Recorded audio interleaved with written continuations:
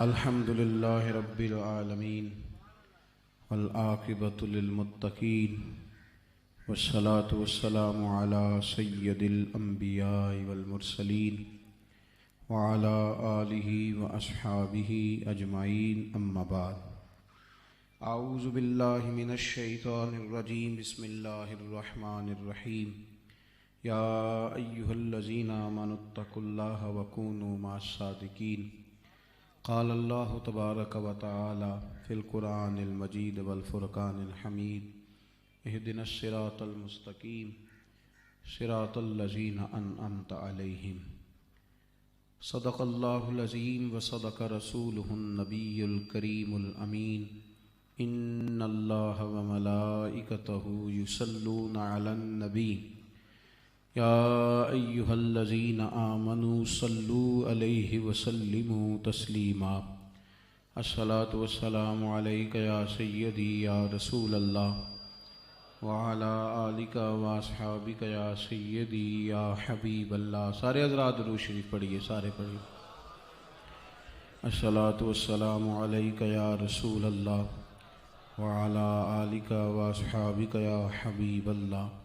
حمد و صلوات کے بعد دوستو، بزرگوں اور بھائیوں، اللہ تبارک و تعالیٰ کا فضل اور احسان ہے کہ آج ہم سب محبوب سبحانی، قندیل نورانی، شہباز لامکانی، شیخ سید ابو محمد عبد القادر جیلانی سرکار غوث پاک شہنشاہ بغداد رضی اللہ تعالیٰ عنہ کی یاد میں اس محفل مبارکہ میں حاضر ہیں۔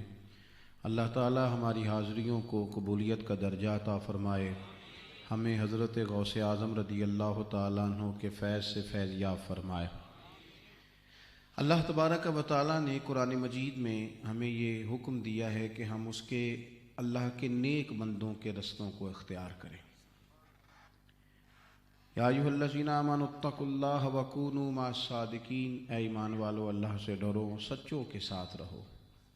ہر نماز میں ہم سورہ فاتحہ میں یہ دعا پڑھتے ہیں، اہدنا الصراط المستقیم، یا اللہ ہمیں صراط مستقیم پہ چلا۔ کیا ہے صراط مستقیم؟ صراط الذین انعمت علیہم، ان لوگوں کا راستہ جن پر تو نے انعام کیا۔ ان انعام یافتہ لوگوں کا ہمیں رستہ عطا فرما۔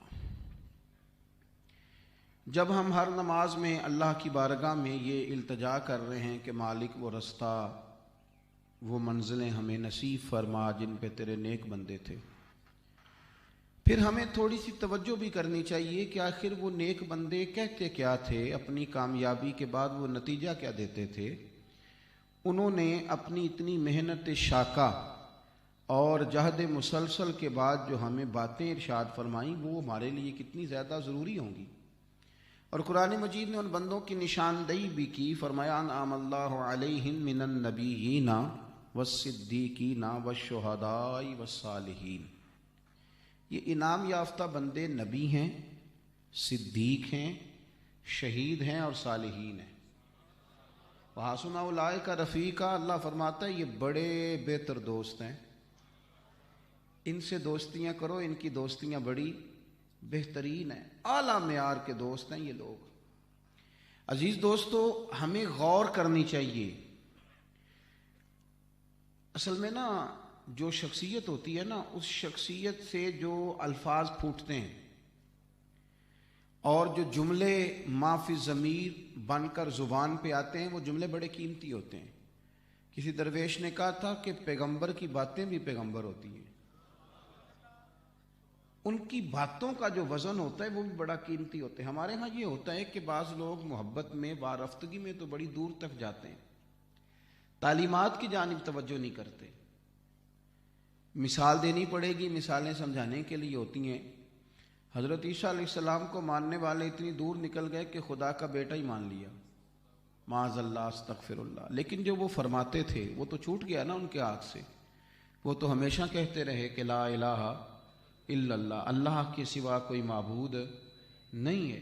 جو وہ پیغام دیتے تھے، جو وہ درس دیتے تھے، جس طرح وہ توجہ دلاتے تھے، ادھر خیال ہی نہیں کیا۔ اور ماننے پہ آئے، محبت کرنے پہ آئے تو اتنا دور لے گئے۔ کسی شخصیت کے ساتھ سب سے بڑا ظلم یہ ہوتا ہے کہ اس شخصیت کو بحث کا موضوع بھی بنا لیا جائے، ان کے نام پر بڑے بڑے کانفرنسیں سیمینار بھی کیے جائیں، لیکن ان کے عقائد، ان کے نظریات، ان کے افکار، ان کی تعلیمات، اس پر توجہ ہی نہ دی جائے۔ یہ دوڑ کے آتے ہیں بعض لوگ اور آ کے کہتے ہیں حضرت کے ہاتھ چومنے۔ بھئی حضرت جو کہتے ہیں وہ بھی تو کرو نا، نرا ہاتھ چومنا۔ ایک حدیث میں سناؤں گا تو یہ والا میرا مضمون مکمل ہو جائے گا۔ ترمذی شریف میں موجود ہے، نبی پاک صلی اللہ تعالی علیہ وسلم نے بعض صحابہ کو ایک جگہ صبح صبح جانے کا حکم دیا، تمام چلے گئے۔ حضرت عبداللہ بن رواحہ رضی اللہ تعالی عنہ فرماتے ہیں میرے دل میں خیال آیا کہ جمعہ ہے تو میں پہلے جمعہ حضور کے پیچھے پڑھ لوں۔ یہ جمعہ حضور کے پیچھے جو پڑھا جائے گا وہ دوبارہ تو نہیں نہ مل سکتا، بہت بڑی سعادت ہے سرکار کی امامت میں نماز جمعہ کی ادائیگی۔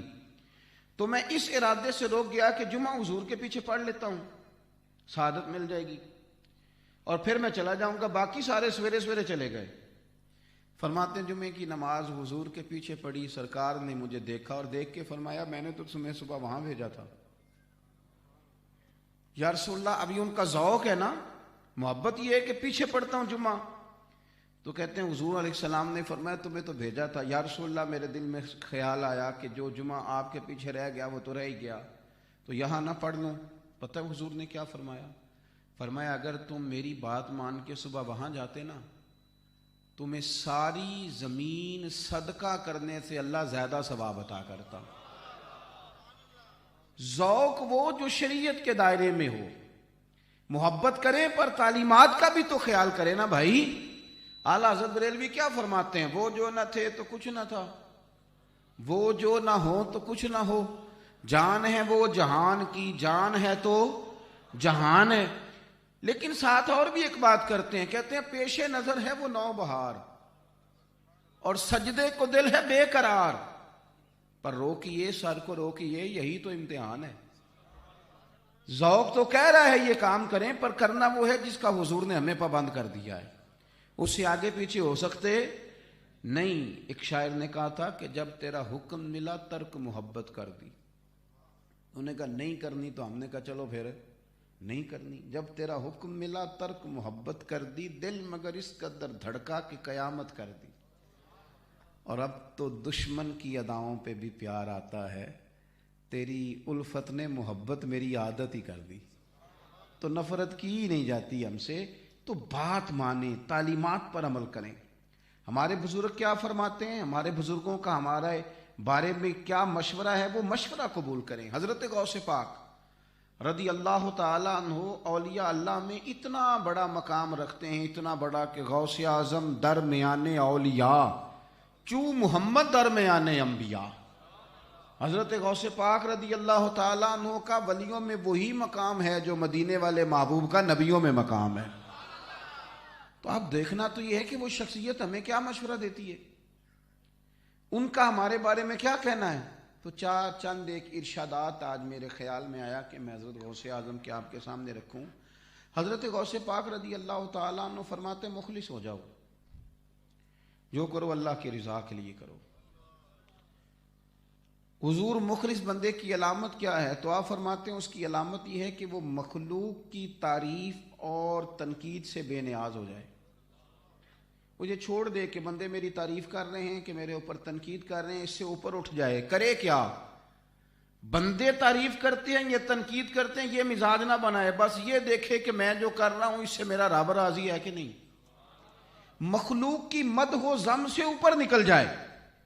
اور آپ فرماتے ہیں نعمت کے لیے کبھی کام نہیں کرنا، یہ پیسہ مل جائے، یہ انعام مل جائے، یہ چیز مل جائے، نعمت کے لیے کام نہیں کرنا، نعمت دینے والے کے لیے کام کرنا۔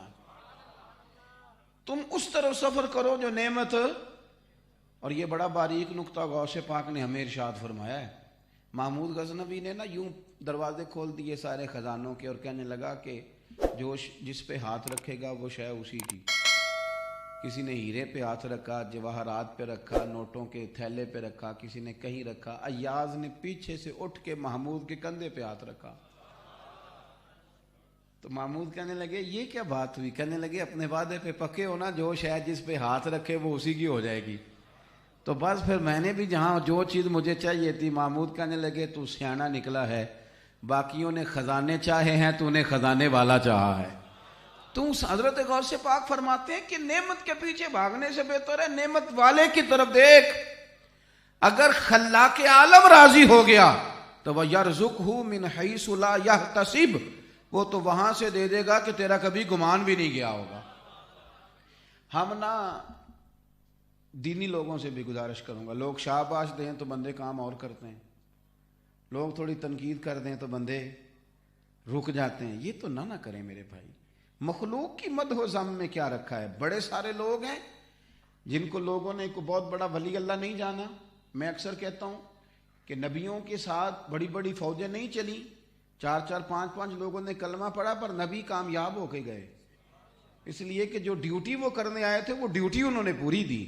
تو حضرت غوث پاک رضی اللہ تعالیٰ عنہ ارشاد فرماتے ہیں کہ یاد رکھو، اخلاص یہ ہے کہ مخلوق تعریف کرے یا تنقید کرے، تم نے اپنے رب کی رضا کی جانب دیکھنا ہے۔ دوسری بات حضرت غوث اعظم فرماتے ہیں کہ دین ان لوگوں کا برباد ہو جاتا ہے جو علم پر عمل نہیں کرتے، اور فرماتے ہیں ان کے لیے بھی بربادی ہے کہ اس چیز پر عمل کرتے ہیں جن کا انہیں علم ہی نہیں۔ نماز کا علم ہے نا، ہمیں ہے کہ نہیں؟ زکوٰۃ کا ہمارے اوپر آج فرض ہو تو علم ہے نا، ماں باپ کی خدمت کرنی چاہیے، علم ہے اس بات کا، بال بچوں کی تربیت صحیح کرنی چاہیے، علم ہے نا اس بات کا، یہ حلال ہے یہ میرے لیے حرام ہے، اس کا علم ہے نا۔ فرماتے ہیں جس کا علم ہے اس پر تم عمل نہیں کرتے ہو، جس کا علم نہیں۔ بعض لوگوں کو معرفت چاہیے، وہ بڑی بڑی گہری باتیں کرتے ہیں، اللہ کے بندے معاذ اللہ نماز روزے سے دور ہے اور کہتے ہیں میں تمہیں بتاتا ہوں بڑی معرفت کی بات، بھئی اس کا تو تمہیں علم ہی نہیں۔ جس کا علم نہیں اس کے پیچھے بھاگتے ہو، جس کا پتہ ہے وہ تو پہلے کر لو۔ حضرت غوث پاک فرماتے ہیں جس کا علم ہے اس پر عمل کر اور تو آگے بڑھ۔ کتنی باتیں سنی، کتنی تقریریں سنی، کتنے جمعے پڑھے، عمل کب کرنا ہے، آگے کب بڑھنا ہے؟ آخر کوئی ایسا وقت آئے کہ جب ہم عمل کا رستہ اختیار کریں۔ تو آپ فرماتے ہیں کہ جو تم نے سیکھ لیا اب اس پر عمل کرو۔ تیسری بات حضرت غوث پاک رضی اللہ تعالیٰ عنہ فرماتے ہیں تمہاری پرکھ کے لیے، تمہیں جانچنے کے لیے آزمائش بڑی ضروری ہے۔ آپ فرماتے ہیں اگر آزمائشیں نہ ہوتی تو سارے لوگ عابد زاہد ہی ہوتے۔ یہ جو رب آزمائش ڈالتا ہے نا، دن ہوتے ہیں، دن نفع آنے کے بھی دن ہوتے ہیں اور کچھ دن آتے ہیں جن میں نقصان ہونا ہوتا ہے۔ ہمارا یہ مسئلہ ہے کہ ہم میٹھا میٹھا قبول کرنا چاہتے ہیں اور کبھی کڑوا آ جائے تو اس پر ہم تیار نہیں ہوتے۔ آزمائش کے لیے ذہنی طور پر تیار رہنا۔ حضرت غوث اعظم فرماتے ہیں یہ تمہیں اللہ کے قریب کرے گا۔ ایک وقت آتا ہے، ایسا نہیں کہ آپ تدبیر نہیں کرتے میرے بھائی، ایک ٹائم آ جاتا ہے جب آپ کا سایہ بھی یوں لگتا ہے کہ پیچھے ہٹ گیا ہے، جب آپ کو محسوس ہوتا ہے کہ سارے دروازے بنے ہوئے ہیں پر میرا کہیں ہاتھ ہی نہیں لگ رہا۔ آپ نہ تانا دیں کہ دوست بے وفا ہو گئے، آپ نہ یہ گمان کریں کہ میرے اپنے مجھے چھوڑ گئے، بس سمجھیں یہ میرے اوپر آزمائش آئی ہوئی ہے۔ اور جب دن ٹھیک ہو نا تو مٹی بھی سونا بنتی جاتی ہے۔ حضرت ابو یحییٰ ایک درویش تھے تو کوئی الزام لگ گیا، مخلوق بڑی ڈاڈی ہے نا جس پہ مرضی الزام لگا دیتی، الزام لگ گیا، حالات خراب ہو گئے، لوگوں نے روڑے مارنے شروع کر دیے۔ پہلے لوگ نعرے لگاتے تھے، ہاتھ چومتے تھے، اب روڑے پڑ رہے ہیں۔ اللہ تعالیٰ اپنی خفیہ تدبیر سے بچائے، ہماری پردہ پوشی فرمائے۔ اب روڑے پڑ رہے ہیں، ہر بندہ جو گزرتا ہے روڑا ہی مارتا ہے، روڑے لگ رہے ہیں۔ حضرت ابوبکر شبلی گزرے، ان کو بات کا پتہ تھا، انہوں نے ایک پھول پھینکا حضرت ابو یحییٰ کی طرف، تو حضرت ابو یحییٰ نے اٹھا کے نا پھول تو واپس کر دیا، کہنے لگے شبلی سنبھال کے رکھ، آئیں گے دن بھی پھول کھانے والے، پر آج کل تو روڑے کھانے والے دن ہیں۔ دن چونکہ ہمارے اوپر روڑے کھانے کے لہذا ان دنوں میں اچھے بھی روڑے ہی لگتے ہیں، تو اس طرح کر کے تو اب پھول نہ، پھول کا فائدہ کوئی نہیں، دن روڑے کھانے۔ او میرے عزیز، اگر مالک کرم کرے تو قبول کرتے ہیں، اگر اولاد دے تو قبول کرتے ہیں، اگر وہ دولت دے تو قبول کرتے ہیں، تو اگر وہ آزمائش دے، اگر کبھی وہ کہے کہ تھوڑے دن تمہارے اوپر سختی کے بھی ہیں، تو پھر جیم جان دا کچھ وسا نہیں ہو، یہ جان یار نو دے تے آزاد ہو جا، اسے دل دے ہیں فساد سارے دل دلبر نو دے تے شاد ہو جا جی وہ رکھے آباد تے رو وسدا تے جدوں کرے برباد برباد ہو جا. جب وہ کہے تیرا ٹائم ہے یہ تو پھر یہ بات بھی ماننا, آزمائش کو بھی قبول کرنا, دکھ قبول محمد بخشا راضی رہن پیارے. تھوڑا سا قبول کریں آزمائشوں کو, بھوک کو, تکلیف کو, تھوڑا سا اس کے لیے بھی ذہنی طور پر اپنی منصوبہ بندی کریں, اپنی اولاد کا بھی یہ ذہن بنائیں کہ یہ اللہ کی طرف سے ہے. حضرت ایاز, یہ لاہور بڑا خوش قسمت ہے نا, ایاز بھی یہی رہتے ہیں لاہور میں. تو ایاز بیٹھے ہوئے تھے, محمود جو تھے وہ کنوں کھا رہے تھے, تو انہوں نے الگ الگ ٹکڑے اس کے کیے, پہلا دیا ایاز کو, ایاز گھٹ گھٹ کر کے کھا گیا. دوسرا ٹکڑا مالٹے کا کنوں کا محمود نے اپنے منہ میں رکھا تو تھوک دیا, کہنے لگو ہو اتنا کڑوا تو کیسے کھا گیا ہے؟ تو ایاز ہنس پڑا, کہنے لگا بادشاہ تیرے ہاتھوں سے ہمیشہ میٹھے ہی کھائے ہیں, پہلی دفعہ کڑوا آیا تھا, اگر تھوک دیتا تو کوئی مزہ تو نہیں تھا نا یار. تو جن ہاتھوں سے میں نے ساری زندگی میٹھے کھائے, خدا نعمتیں دے تو کیا بات ہے. لیکن لوگوں کا یہ حال ہے کہ منٹ میں شکوہ شروع کر دیتے ہیں, ایک منٹ میں. ابھی پورے 6 ماہ نہیں ہوئے تکلیف آئی اور کہتے ہیں حضرت حال ہی کوئی نہیں, بس گئے کام سے. تھوڑا سہنا سیکھیں, دکھ قبول محمد بخشا راضی رہن پیارے. تکلیفیں جب اس کی طرف سے آئیں, اس کی طرف سے جب آزمائشیں آئیں, جب وہ چاہے کہ کچھ دن اپنے بندے کو آزمایا جائے, اور یہ بھی علامت محبت ہوتی ہے. میں نے نا اپنے اصحاب سے ایک دفعہ پوچھا, کچھ لوگوں کو آپ اٹھ کے ملتے ہیں, پیار بھی کرتے ہیں اور کچھ سے صحیح سلام بھی نہیں لیتے, تو فرمانے لگے تو بڑا دھیان رکھتا ہے, یہ خاص بات ہی تو نے پوچھ لی ہے. میں نے کہا حضور اس کو تو کھولیں. فرمانے لگے کچھ بندے نا اپنے ہوتے ہیں, انہیں منہ نہ بھی لگاؤ تو انہیں جانا نہیں, جوتے بھی پڑھیں تو اپنا ہے تو اس نے چھوڑ کے تھوڑا جانا ہے, اس کی ٹینشن لینے کی ضرورت. بندے کو پتہ ہوتا ہے روٹی نہ بھی دی تو ادھر ہی ہے, ہمارا جو ہوا ہمارا جو ہوا. اور کچھ ایسے ہیں جن کو پروٹوکول نہ دو تو بھاگ جاتے ہیں, وہ کہتے ہیں دیکھو جی میں آیا میں نے پوچھا ہی نہیں. فرمانے لگے یہ بیگانے لوگ ہوتے ہیں, جس کو نہ کہا تھا نا بابے بلے شاہ صاحب نے, راتی جاگیں تے شیخ صدا میں, راتی جاگ دے کتے تیتھوں اتے. اور یہ شیر جان ہے. فرمانے لگے وہ مالک دا در مول نہ چھڑ دے, پاویں مارو 100 جتے. اللہ کرے آپ سمجھیں, وہ مالک دا در مول نہ چھڑ دے, پاویں مارو 100 جتے. رکھا سکھا کھا دنے جا رکھاں وچ ستے, تیتھوں اتے ایک برکی دا قدر پچھانن, پاویں مالک ہون ستے تیتھوں اتے. اٹھ بلیا چل یار منا لے, نہیں تے بازی لے گئے نہیں کتے, نہیں تے بازی لے گئے نہیں کتے. تو حضرت غوث اعظم فرماتے ہیں یہ آزمائش بتائے گی کہ تیرا رب سے پیار کتنا ہے, یہ آزمائش بتائے گی کہ تو اللہ کے قریب کتنا ہے. چوتھی بات حضرت غوث پاک کی, سمجھ آ رہی ہے میری باتوں کی؟ مجھے ان کی کرامتیں بھی آتی ہیں کافی ساری, میں نے پڑھی ہیں. غوث پاک کی کرامتیں تواتر کے ساتھ ہیں.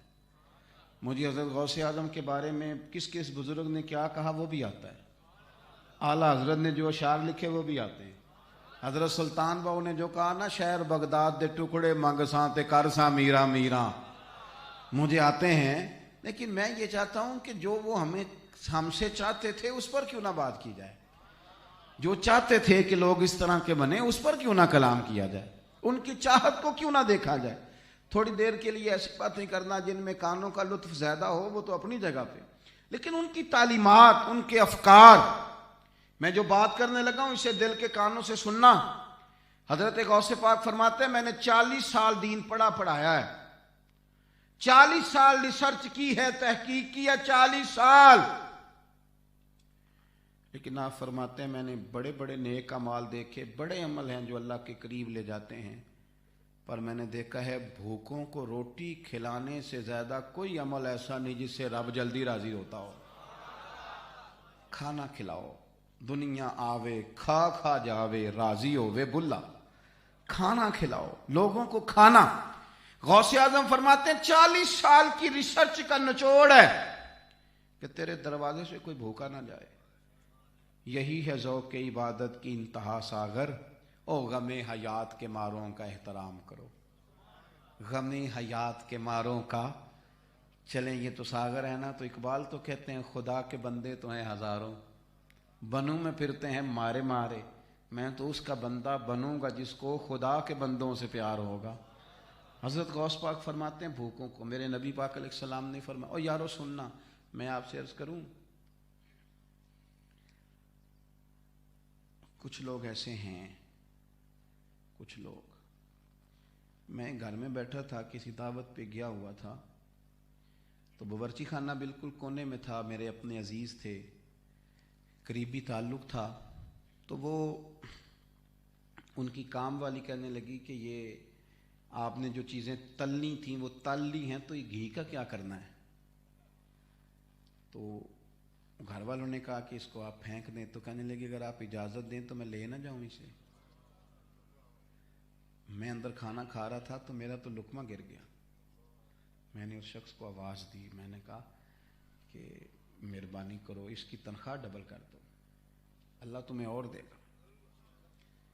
کہنے لگے کیا ہوا؟ میں نے کہا یار تم سمجھے نہیں بات کو، غریبی یہاں تک لوگوں، کچھ لوگ ایسے ہیں جو کھا کے بیمار ہو گئے،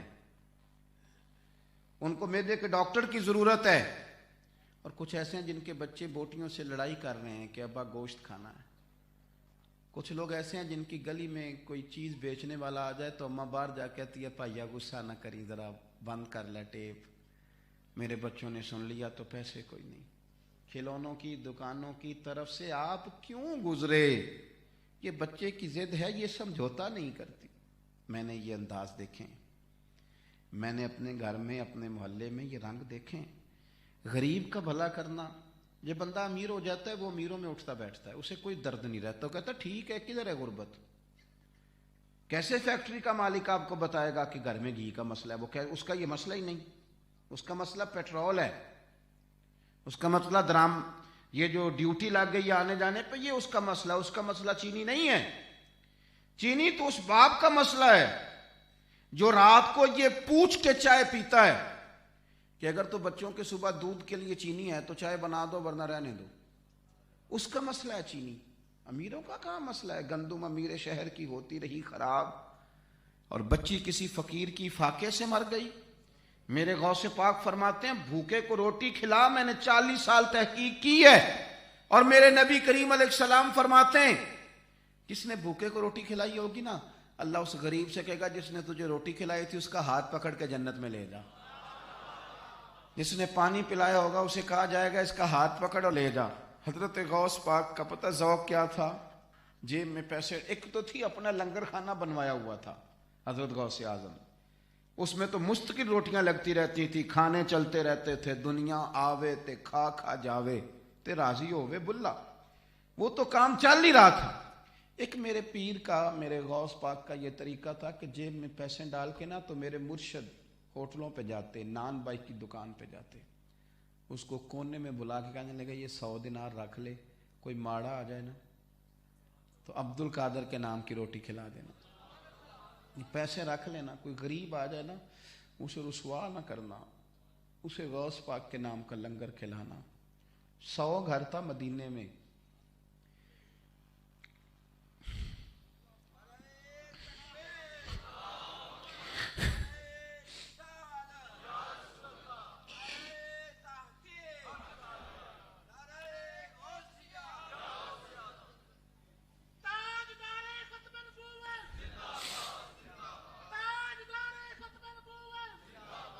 ایک 100 گھر تھا مدینہ منورہ میں، ایک 100 گھر تھا جس میں 2 وقت روٹی آتی تھی، بچوں کے کپڑے آتے تھے، دوائیوں کا خرچہ آتا تھا، پتہ کوئی نہیں تھا کون دے جاتا ہے۔ پھر اچانک سب کے گھر میں کھانا آنا بند ہوا، لوگ ایک دوسرے سے پوچھنے لگے تیرے گھر کب سے نہیں آیا؟ کہا 18 محرم سے۔ تیرے گھر کب سے نہیں آیا؟ 18 محرم سے۔ تیرے گھر کب سے نہیں آیا؟ پتہ کرو، پتہ کوئی نہیں تھا، کوئی نقاب پوش دے جاتا ہے۔ غریب ایک دوسرے کے گلے مل مل کے رونے لگے، پتہ کرو 18 محرم کو کیا ہوا؟ تو پھر تصدیق ہو گئی، 18 محرم کو امام زین العابدین کا وصال ہو گیا۔ 18 محرم کو امام، اکھاں جدوں میٹیاں نا زمانہ مینوں روے گا، اپنا تے اپنا بیگانہ بھی مینوں ہی روے گا، جدوں نہ میں دسیا میں خارا نو میں خانے وچ، پھر جام ٹوٹ جان گے، میں خانہ مینوں روے گا، کئی لک لک رون گے تے کئی بک بک رون گے، گلیاں دا یانا تے سیانا مینوں روے گا۔ او یارو، حضرت غوث پاک فرماتے ہیں 40 سال تحقیق کی ہے، روٹی کھلاؤ غریبوں کو۔ اور یار ٹیلی فونوں پہ واٹس ایپ پہ تو حال پوچھتے ہو، کبھی کسی نے جھونپڑی والے کا بھی حال پوچھا ہے؟ لائٹ چلے جانے پہ تو بڑے بڑے جلوس نکلتے ہیں اور بڑی بڑی سیاستیں ہوتی ہیں، تو یہ ذرا سفر کرو نا جی ٹی روڈ پہ، وہ لوگ جو جھونپڑیوں میں رہتے ہیں، جھگیوں میں وقت گزارتے ہیں، ان سے بھی پوچھو کہ تیز آندھی آئے تو تمہارا کیا بنتا ہے، ان سے بھی پوچھو کہ بارشیں شدید ہوں تو پناہ کہاں ملتی ہے، یہ بھی تو ذرا پوچھو نا۔ وہ کسی شاعر نے کہا تھا اتنی تو ہمتیں ہوں میری کم سے کم بلند، اس نے کہا تھا کہ جتنے غریب گھر ہیں اجالوں سے دور دور، اتنی تو روشنی میں ستاروں سے چھین لوں، اور جتنے غریب تن ہیں لباسوں سے بے نیاز، اتنی تو چادریں میں مزاروں سے چھین لوں، اتنی تو ہمتیں ہوں میری کم سے کم بلند کہ شاہوں کے تاج فقط اشاروں سے چھین لوں۔ تو میرے عزیز، حضرت غوث پاک نے کہا بھوکے کو کھانا کھلاؤ، ان پر توجہ کرو۔ غوث پاک رضی اللہ تعالیٰ عنہ، اب زیادہ بات نہیں کر سکتا، سمیٹتا ہوں۔ شہنشاہ بغداد فرمایا کرتے تھے اگر تو بادشاہ بننا چاہتا ہے اور نرا دنیا کا نہیں، دنیا اور آخرت کا، تو فرماتے تھے پھر اپنے آپ کو پوری طرح اپنے رب کے حوالے کر دے، پھر اپنے آپ کو اللہ کے حوالے کر دے، پھر تو توکل والا ہو جا۔ آپ نے نا اس عنصر پہ بڑا کام کیا ہے، غریب کی مدد، لاچار کی مدد، اس پر بڑا۔ آپ ایک دن نا دجلہ کے کنارے سیر کر رہے تھے، 70,000 آدمی جس بندے کی تقریر سننے آئے، 70,000 اور مرید ان کی زندگی میں لاکھوں میں ہو جائیں، پھر وہ بندہ غریبوں کا حال پوچھے۔ حضرت دجلہ کے کنارے جا رہے تھے تو ایک بندہ نا کھڑا رو رہا تھا۔ فرمایا کیوں روتے ہو؟ کہنے لگا حضرت غریبی ہے نا، رونا تو ہے ہی۔ ہوا کیا؟ کہنے لگا میں نے دریا کے اس پار جانا تھا، یہ ملاح میرے محلے کا ہے، لیکن میں کشتی میں بیٹھا ہوں، کشتی آگے چلنے لگی ہے تو ملاح نے چلنے سے پہلے ہی کرایہ مانگا ہے، میں نے اسے کہا میرے پاس کوئی نہیں، پھر دوبارہ دے دوں گا، تو اسے نیچے اتار دیا۔ کہنے لگا مفت خوروں کے لیے نہیں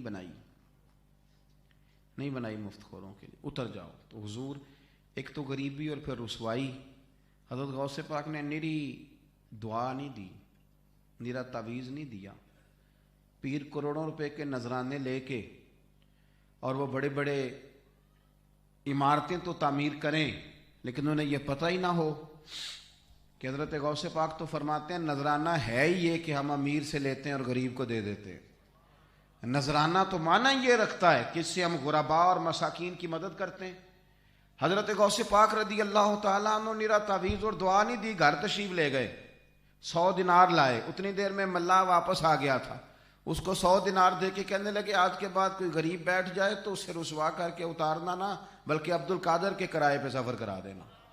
ان کا یہ لہجہ بن گیا تھا، وہ غریب پروری اپنا شوق سمجھتے تھے، لوگوں کی اشک شوئی، لوگوں سے پیار، ان کے کام آنا، ان کے معاملات کو دیکھنا، حضرت غوث پاک کی زندگی کا یہ وتیرہ رہا۔ ہمارا اصل میں یہ حال ہو گیا ہے کہ ہم صرف باتوں اور گفتگو کی حد تک تو بہت سارے بزرگوں سے محبت کرتے ہیں، لیکن ان کی تعلیمات کیا ہیں؟ یہ 11ویں شریف کیا ہے؟ یہ غوث پاک نے غریبوں کو کھلانے کا ہی تو ایک طریقہ نکالا تھا۔ نبی پاک علیہ السلام سے کسی نے پوچھا بہترین مسلمان کون ہوتا ہے؟ فرمایا جو سلام لینے میں پہل کرے اور کھانا زیادہ کھلائے۔ تو یہ تو ایک سلیقہ تھا۔ حضرت غوث پاک رضی اللہ تعالیٰ عنہ غریب پروری کرتے تھے۔ وقت کے دامن میں بھی اتنی گنجائش نہیں اور میرا مضمون بھی مکمل ہو گیا، پر ایک بات مجھے پسند بڑی ہے غوث پاک کی، وہ میں نے ضرور کرنی ہے۔ حضرت غوث پاک نا اتنے بڑے تھے لیکن بن کے نہیں بیٹھ گئے تھے کہ میں فلاں صاحب ہوں، یہ بڑی مصیبت ہے۔ یہاں ہر آدمی اپنی جگہ پہ کوئی اپنے آپ کو کوئی سمجھ لیتا ہے تو بن کے بیٹھ جاتا ہے۔ حضرت غوث پاک رضی اللہ تعالیٰ عنہ گلی سے گزر رہے تھے تو چھوٹے چھوٹے بچے کھیل رہے تھے، تو ایک بچہ کہنے لگا حضور چھوٹا سا کام تو ذرا سنیے گا۔ آپ نے فرمایا بتاؤ۔ کہنے لگا یہ 5 دینار لے لیں, مجھے ذرا بازار سے شرینی نہیں لا دیتے, میں ذرا کھیل رہا ہوں, مصروف ہوں. کہیں ہم بھلا کوئی کسی افسر کو, اس کا اپنا بھی بچہ کہے تو کام خراب ہو جاتا ہے, یہ ذرا شرینی نہیں لا دیتے. قربان جائیں, سرکار غوث پاک رضی اللہ تعالیٰ عنہ نے پیسے لے لیے تو آپ کا خادم کہنے لگا حضور میں نہ لا دوں, فرمانے لگے اس نے تمہیں کہا کہ مجھے کہا ہے؟ کہ حضور آپ کو ہی کہا ہے. تو فرمانے لگے بات پھر میں جاؤں گا. بازار چلے گئے تو وہاں بھی شور پڑ گیا کہ غوث پاک تشریف لائیں. تو حضرت غوث اعظم رضی اللہ تعالیٰ عنہ فرمانے لگے شرینی لینے آیا ہوں اس لیے کہ میرے ایک دوست نے مجھے کام کہا ہے. آپ نرم ہو جائیں, انداز میٹھا کر لیں, لہجہ اس طرح کا ہو جائے کہ کوئی ڈرے نہ, کوئی سہمے نہ. آپ سارے کام ہی ہو سکتے ہیں, آپ چپ کر کے بیٹھ جائیں, کوئی بندہ بات ہی نہیں کرے گا, کہے گا پتہ نہیں کیا ٹینشن ہے. آپ بولیں, تھوڑا مسکرائیں. کسی کے لیے آپ کی طبیعت اس طرح کی ہو کہ لوگ آپ کے اندر اپنائیت محسوس کریں, آپ کے پاس آنے والا, بیٹھنے والا, آپ سے تعلق رکھنے والا کوئی گھٹن محسوس نہ کرے.